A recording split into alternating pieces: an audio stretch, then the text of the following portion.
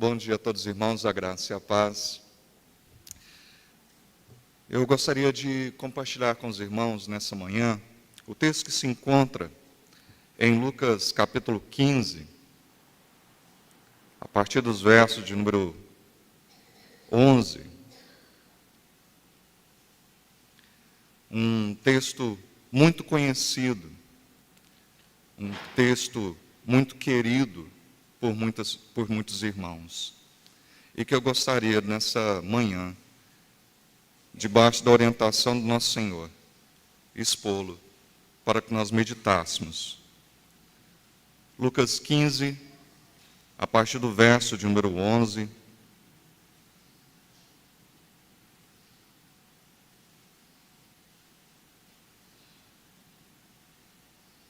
Deixa eu colocar o cronômetro aqui, porque senão...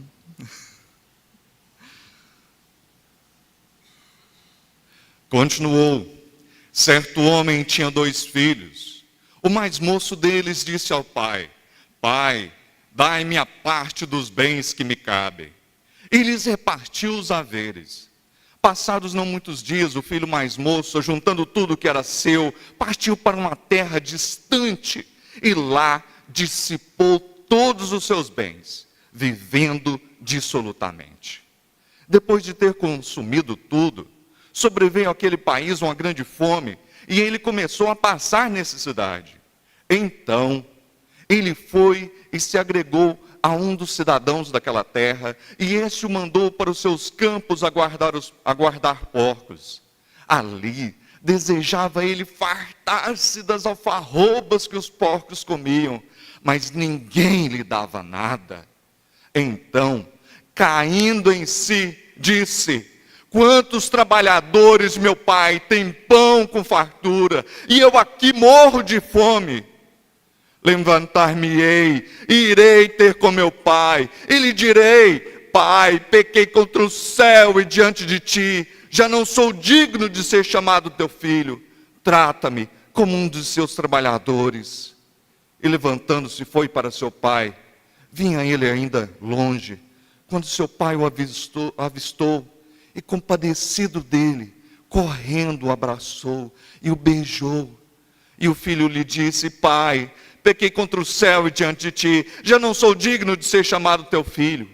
O pai, porém, disse aos seus servos: Trazei depressa a melhor roupa, vesti-o, ponde-lhe um anel no dedo e sandálias nos pés. Trazei também e matai o novilho cevado. Comamos e regozijemo-nos, porque esse meu filho estava morto e reviveu, estava perdido e foi achado. E começaram a regozijar-se. Ora, o filho mais velho estivera no campo, e quando voltava, ao aproximar-se da casa, ouviu a música e as danças. Chamou um dos criados e perguntou-lhe: que era aquilo? E ele informou: Veio teu irmão, e teu pai mandou matar o novilho cevado, porque recuperou com saúde. Ele se indignou e não queria entrar. Saindo, porém, o pai procurava conciliá-lo. Mas ele respondeu ao seu pai: Há tantos anos que te sirvo, sem jamais transgredir uma ordem tua, e nunca me deste um cabrito sequer para alegrar-me com meus amigos. Vindo, porém, esse teu filho, que desperdiçou os teus bens com meretrizes, tu mandaste matar para ele o novilho cevado. Então lhe respondeu o pai: Meu filho, tu sempre estás comigo, tudo que é meu é teu. Entretanto, era necessário que nos regozijássemos e nos alegrássemos, porque esse teu irmão estava morto e reviveu, estava perdido e foi achado. Pai amado,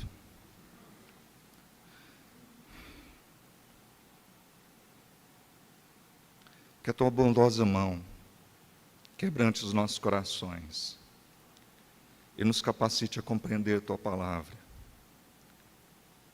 Fortalece-nos, Senhor, edifica-nos, que apesar das falhas e limitações do teu servo, Senhor mais uma vez fale.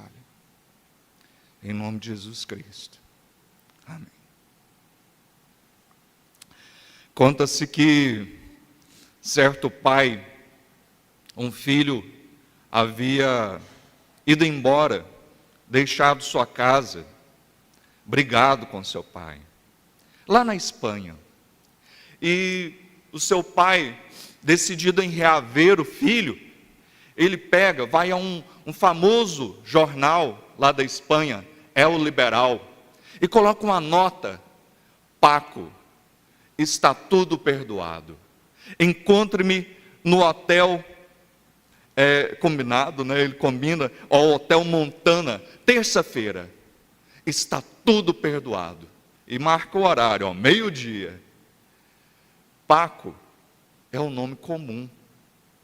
E quando aquele pai chega no Hotel Liberal ao meio-dia, tinham mais de 800 jovens, chamados Paco, esperando, aguardando os pais. Sabe de uma coisa? Temos essa parábola, que é como uma mensagem, não só aos Pacos, mas aos Éderes, às Marias, aos Josés, aos Joões, aos milhares que são chamados ao arrependimento em Cristo. E essa é uma parábola que compõe uma série de 3 parábolas, que foi proferida pelo nosso Senhor Jesus, ao falar contra a insensibilidade dos fariseus e escribas, que na verdade o rejeitavam, que tinham raiva do Senhor, que desprezavam o Senhor, que procuravam alguma falha no nosso Senhor, mas que não atentavam para que o Senhor estava fazendo aquilo que eles deveriam fazer, amando, cuidando, zelando do povo, levando a palavra de conforto, de arrependimento do Senhor àquelas pessoas. Lucas, o evangelista que escreve esse evangelho, estava primeiramente enviando essa carta a Teófilo, excelentíssimo Teófilo, provavelmente uma pessoa importante, alguém que foi ensinado ali sobre a palavra do Senhor, mas que Lucas vem informar sobre os detalhes, sobre como o nascimento de Cristo, a obra de Cristo, como quem de fato era Cristo, o Senhor, aquele que havia sido prometido. Essa carta é tanto para judeus quanto para gregos, mas fala primeiramente a esse homem, mas a tantos outros, porque essa carta não é a um povo específico, mas a todos os arrependidos, aos milhares espalhados, quer velhos ou novos, homem, mulher, rico, pobre, não importa a nacionalidade. A palavra do Senhor é levado então não só mais a um povo, aquele povo, Israel, que conheceram a palavra do Senhor, que foram chamados pelo Senhor, e que deveria testemunhar a todos, o Deus santo, grandioso, o único e verdadeiro Deus, a todos os povos. Até curiosamente o nome Teófilo chama aquele que ama a Deus, e aquele que tinha o seu nome, aquele que ama a Deus, recebe essa palavra, para amar mais a Deus, para que sua fé fosse fundamentada, e essa era a razão desse evangelho, para fundamentar e fortalecer a fé.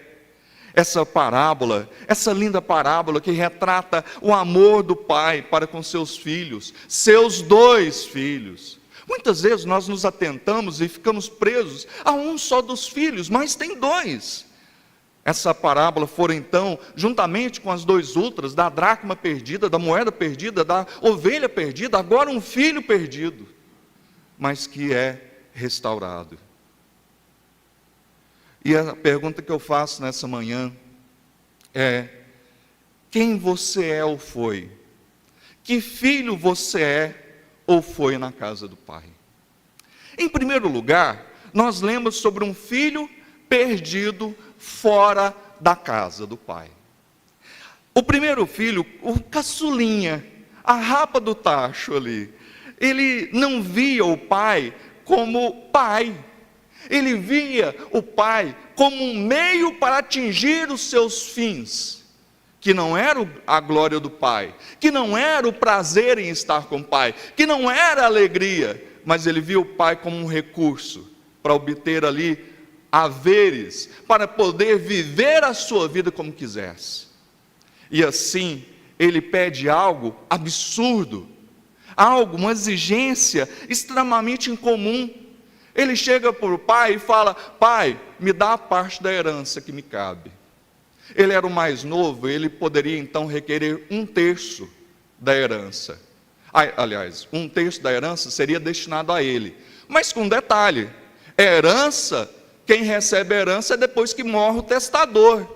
Depois que morre a pessoa, é que os seus descendentes vão receber a herança. Mas aquele filho pega e fala: quero agora.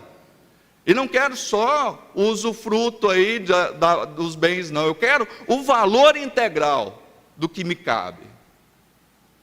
Aquele pai, mesmo não sendo obrigado, ele cede ao pedido daquele jovem. E distribui e dá a quantia a ele, mas também já divide a herança para com seu outro filho.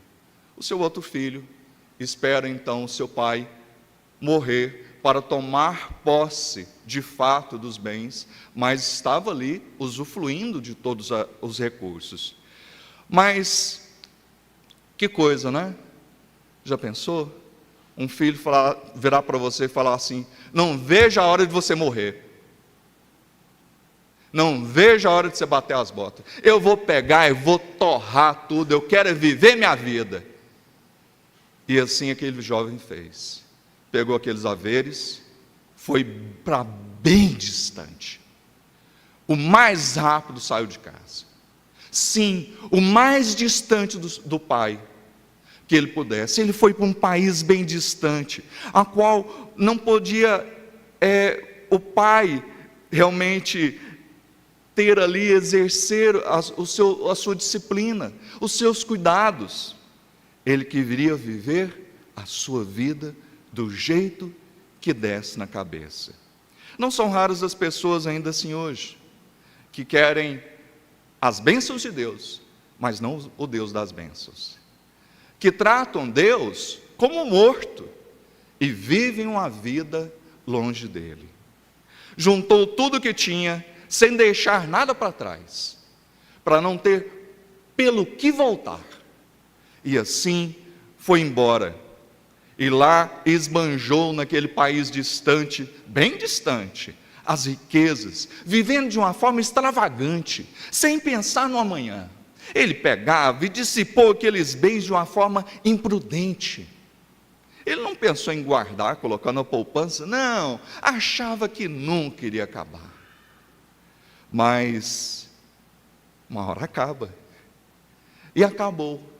E não em qualquer momento, mas acabou no momento em que aquele país enfrentava uma grande fome. E começou o aperto. Certamente Deus criou todas as coisas e colocou em nossas mãos para que nós cuidemos delas como mordomos. Nós temos o próprio corpo, que é templo do Espírito Santo. O Senhor nos dá a saúde, o tempo, os bens materiais, uma mente. Como temos usado? Em que temos usado? Temos estado na presença do Pai?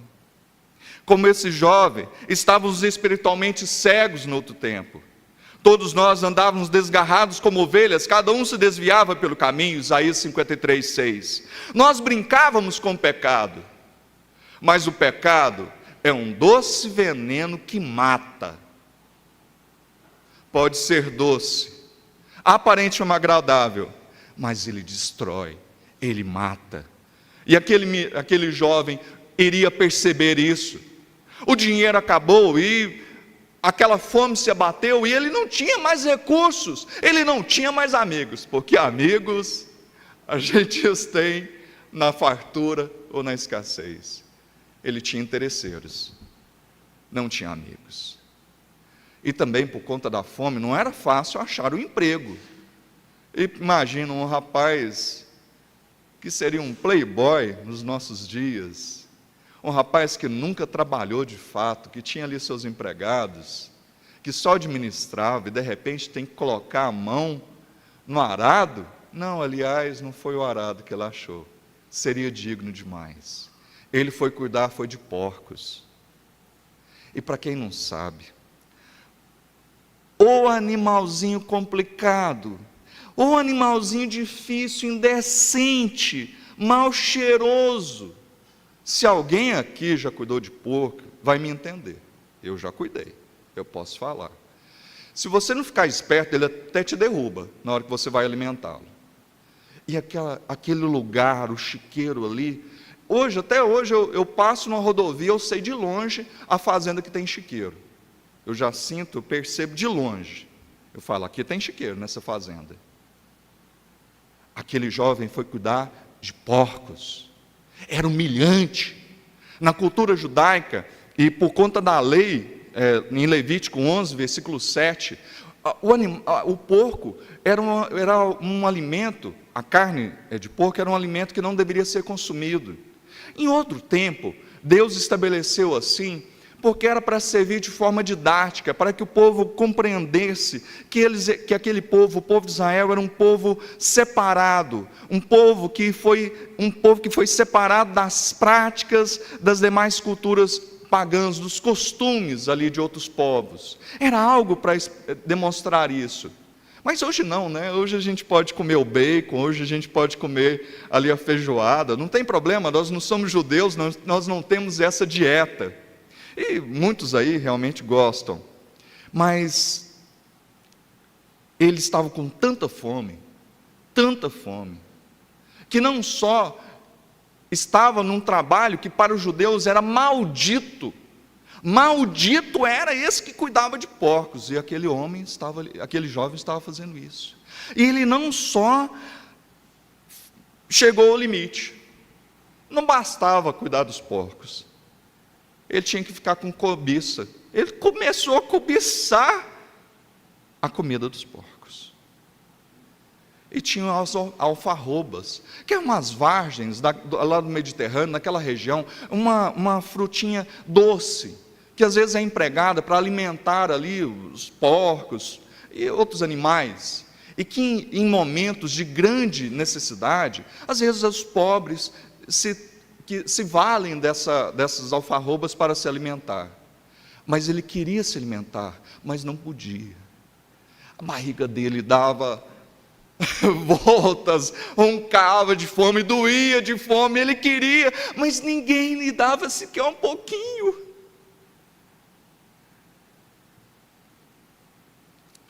Que bom,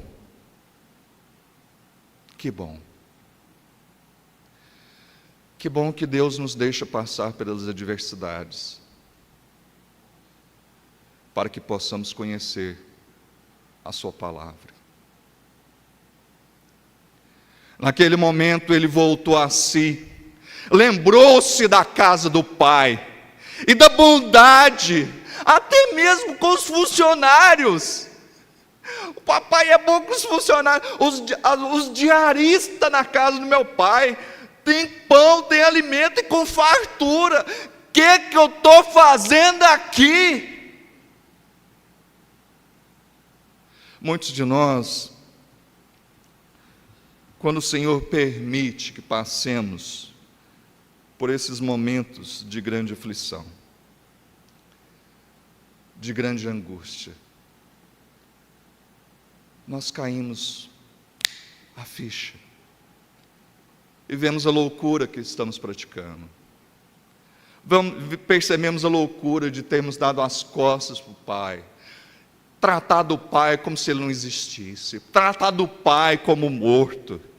E ele volta a si, ele lembra do amor, ele lembra do cuidado, ele lembra da bondade, e ele fala: vou voltar para lá, vou voltar para o meu pai.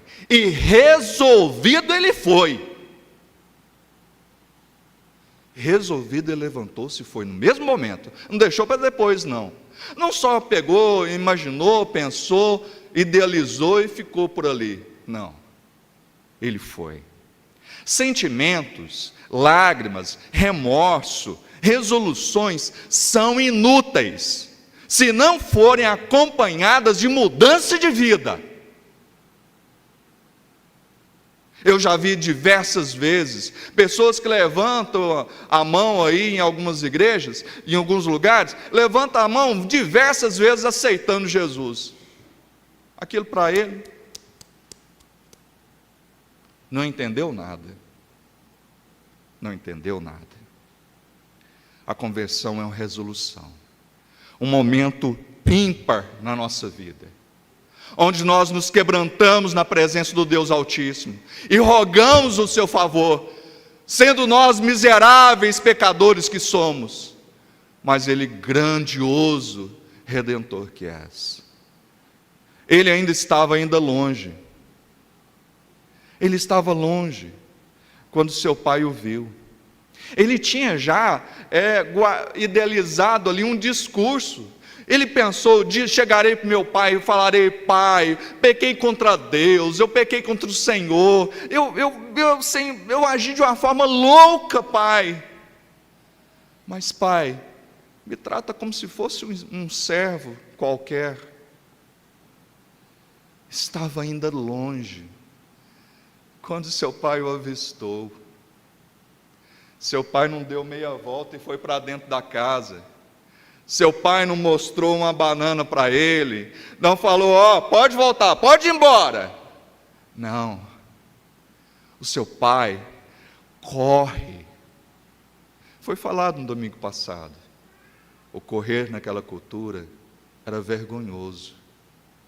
Um homem já de idade, um homem de autoridade, um homem de posses, correndo. Era vergonhoso, era humilhante. Mas ele não se preocupa com isso. Ele corre. E ele dá uma chave de braço no pescoço do filho. Ele pegou e agarrou no pescoço dele. Mas não foi para enforcar o filho, não. Não. Ele agarrou porque amava aquele filho. Ele agarrou aquele filho e o ama e começa a beijá-lo. Aquele jovem maltrapilho, imundo, fétido, o pai não interessou com aquilo. E tudo isso, antes de dizer uma só palavra. E ele fala: pai, pequei contra o Senhor, eu pequei contra Deus, já não sou mais digno de ser chamado teu filho. A segunda parte ele nunca disse. O pai não deu tempo, não deixou, que ele não merecia que tratasse ele como um escravo, como um servo qualquer. Tão ilimitada é a alegria do pai, e tão completa é o seu perdão. Ele não perdoa mais ou menos, ele não fala assim: vou pensar no seu caso. Não, ele pega e chama: tragam a roupa, não qualquer roupa, a melhor roupa para o meu filho. Também tragam um anel. O anel era símbolo ali de autoridade. Provavelmente era um anel com selo, indicando autoridade. As sandálias, por que sandálias? Porque só aqueles que eram da casa usavam sandálias. Os escravos, os servos não usavam sandálias. Aquilo então era de um homem livre. Era um símbolo de um homem livre. Também aqueles pai fala: matem o bezerro gordo. Vamos fazer um belo de um churrasco. Mas não era qualquer animalzinho, não. Era um animal preparado para uma circunstância especial, para uma pessoa extremamente importante, para momentos de rara circunstância. E o pai não hesita. Ele não pensa: deixa eu ver o que eu vou matar. Mata uma galinha mesmo. Não, vou fazer uma galinhada. Não, é um novilho cevado. É um momento de grande alegria, de grande júbilo, de grande regozijo, porque esse meu filho estava morto e agora está vivo. Estava perdido e foi achado. Sabe, nós estávamos mortos em nossos delitos e pecados, mas Deus nos deu vida. Efésios 2:1. Esse viver que tenho na carne, vivo pela fé no Filho de Deus, que me amou e a si mesmo se entregou por mim.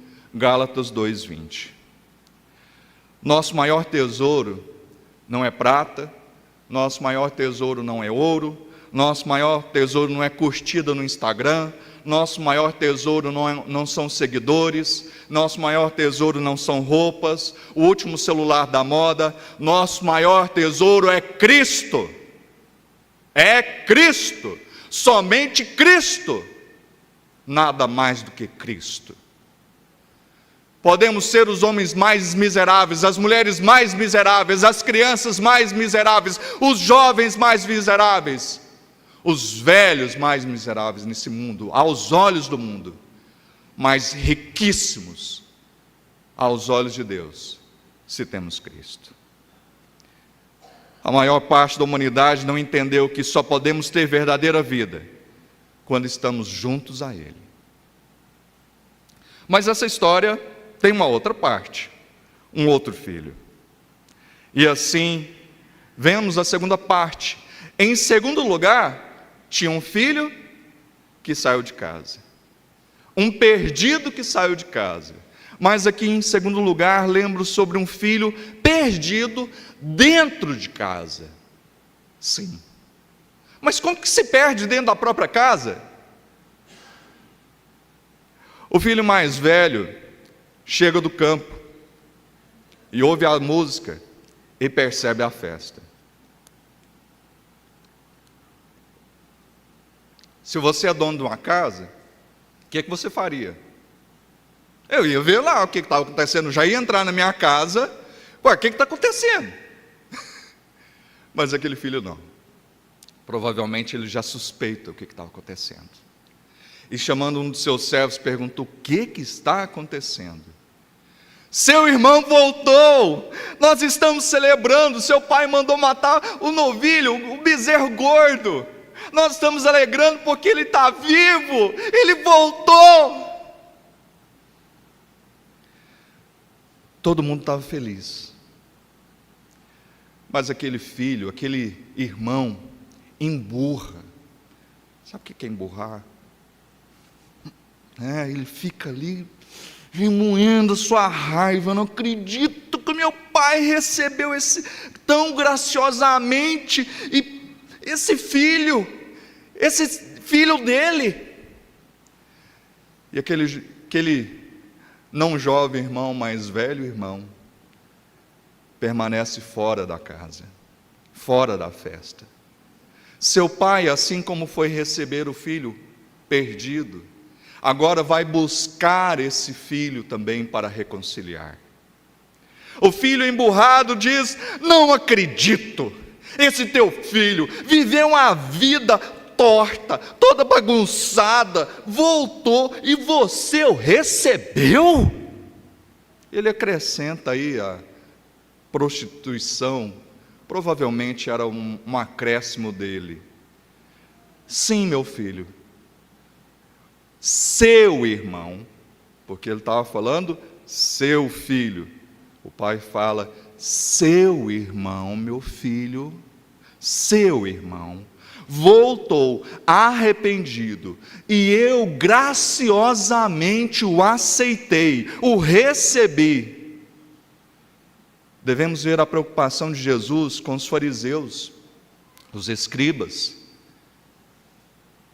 e os que estavam com eles. O Senhor chama essas pessoas a se arrependerem das suas atitudes, mas também chama a se arrependerem da atitude, da falta de compaixão divina com os pecadores arrependidos. Jesus recebia os pecadores. Jesus veio pelos doentes, não para aqueles que se acham sãos.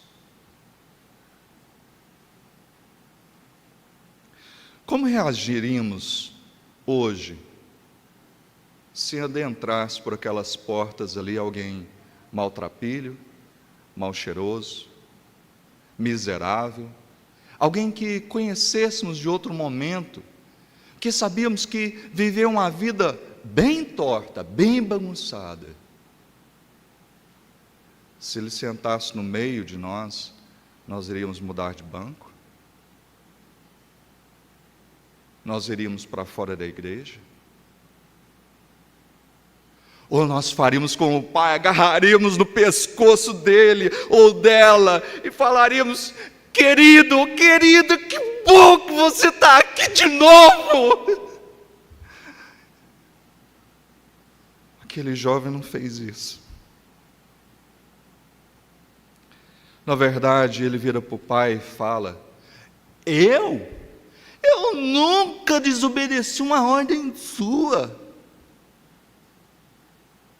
Eu fiz tudo direitinho, eu trabalhei igual um escravo. Você nunca me deu sequer um cabritinho para me comer com meus amigos. Começa ali a acusar. A gente vê isso muito, né? Pessoas colocando Deus na parede, acusando a Deus. Que absurdo. Se uma coisa merecíamos era o inferno, e só isso. Mas de forma misericordiosa, pelas misericórdias do Senhor que se renovam a cada manhã, nós não recebemos. Filho, tu estás sempre comigo. Você não é um escravo, meu filho. Não. Filho, tu sempre estás comigo. E ele fala uma palavra, ele fala assim: criancinha, filhinho. Ô filhinho, tudo que é meu é teu. Você não entendeu isso até agora? Aquele filho estava dentro de casa, com roupa boa, com a sandália, com a aliança, e agindo como um miserável, agindo como um escravo. Ele tinha sua garantia, a sua herança já tinha sido separada de forma justa, nada lhe foi tomado. O filho mais velho tinha suas necessidades supridas, o favor do pai constantemente ali. O filho mais velho então tinha um relacionamento errado com aquele pai, né? Ele viu o pai não de uma forma saudável, mas baseava-se o seu relacionamento em merecimento. E nós vemos isso ainda hoje. Pessoas dentro da casa do pai, e que acham que vão ser salvas, merecedoras da salvação, por suas obras. Tudo bem que Cristo salva, mas eu tenho que fazer minha parte. Eu tenho que fazer minha parte, eu tenho que sofrer ali, eu tenho que desempenhar o bom serviço, eu tenho que fazer tantas orações por dia, eu tenho que agir dessa forma. Não. Somente Cristo. A consequência de somente Cristo é amar seus mandamentos e cumpri-los. Não para sermos salvos, mas uma vez que somos salvos, vivemos a palavra de Deus como demonstração de honra, como demonstração de que realmente mudamos de vida. Não há justo sequer um, todos pecaram e carecem da glória de Deus. Aquele jovem fala que ele era muito certinho, muito bom, mas a palavra de Deus fala: aquele que tem em Cristo tem a vida, aquele que não tem em Cristo não tem a vida. 1 João 5,12. Simples assim. Se alguém aqui acha que a salvação é por mérito próprio, está extremamente enganado. Se você acha que é porque você é da descendência da família tal ou tal, se você, não, porque meu pai, minha mãe fizeram isso, não é pelo que você fez, outros fizeram, ou pelo que você vai fazer, mas é pelo que Cristo fez na cruz.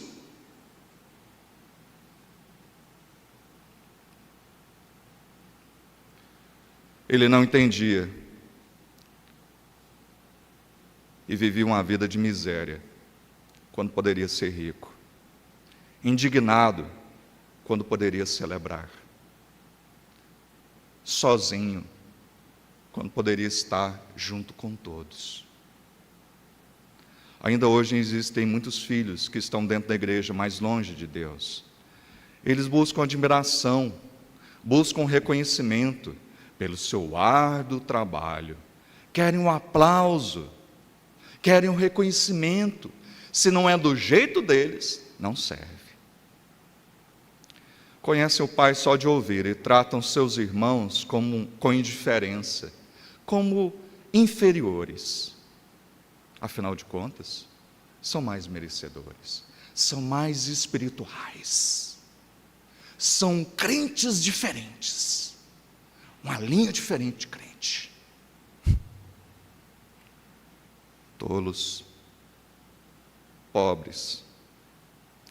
Esses são cristãos só de nome, crentes denorex, têm cara de crente, mas infelizmente não são. Pobres filhos na casa do Pai. Pobres filhos na casa do Pai. Irados por não serem reconhecidos por Ele como bons, vivendo de aparência, belos por fora, mas infelizes ainda, mortos por dentro. Diferentes daquele que foi parar no chiqueiro, com os porcos, mas que arrependido voltou, que as suas vestes foram mudadas. Sim, ele ainda necessitava entender que era pobre, cego e nu. Muitos necessitam se arrependerem, se apresentarem perante o Pai, não para acusar, e sim para se quebrantar. Clamarem pelo perdão, deixando de serem filhos só de nome, se tornando filhos de fato, de terem suas vestes alvejadas pelo sangue do Cordeiro, assumindo sua posição de membros da família da aliança, membros da graça de Deus. Se isso acontecer, então poderemos ter uma alegria imensa, poderemos festejar todos unidos, em glórias ao Pai. Mas é necessário que você, ó filho que está dentro da casa do Pai e ainda permanece perdido, se quebrante, que ouça a palavra do Pai e também se arrependa. Por isso, em primeiro lugar, lemos sobre um filho perdido fora da casa do Pai. Ainda hoje, nosso Senhor vai ao encontro dos perdidos para restaurar. Que coisa maravilhosa, que notícia esplendorosa.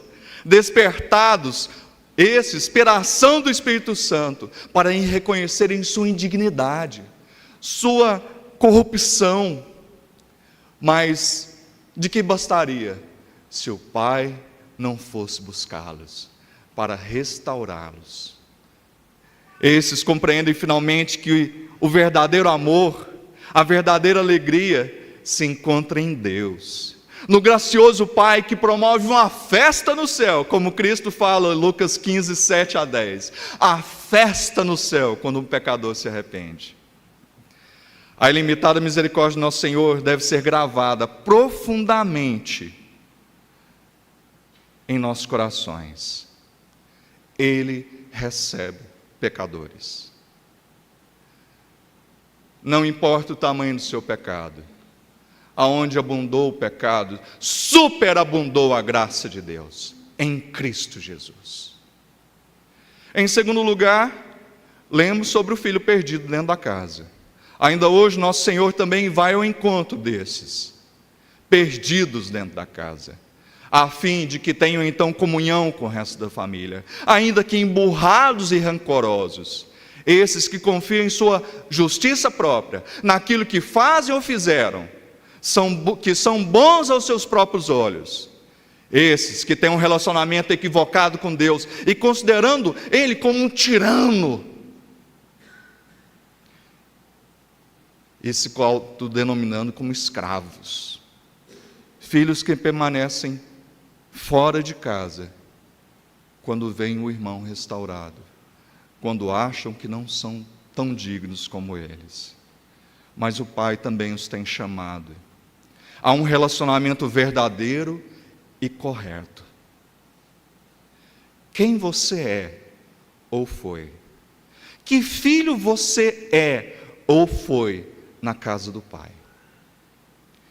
Deus nos ensina que ainda a imundícia seja grande, a sua graça é superabundante para nos perdoar o pecador arrependido. Deus também nos ensina sobre esse amor perdoador e nos chama também a demonstrá-lo dentro de nossa própria casa. Que Deus esteja graciosamente aplicando a sua palavra aos nossos corações e mentes e que haja profundas transformações no nosso viver para a glória do Pai, para que possamos então, com grande alegria, todos juntos celebrarmos.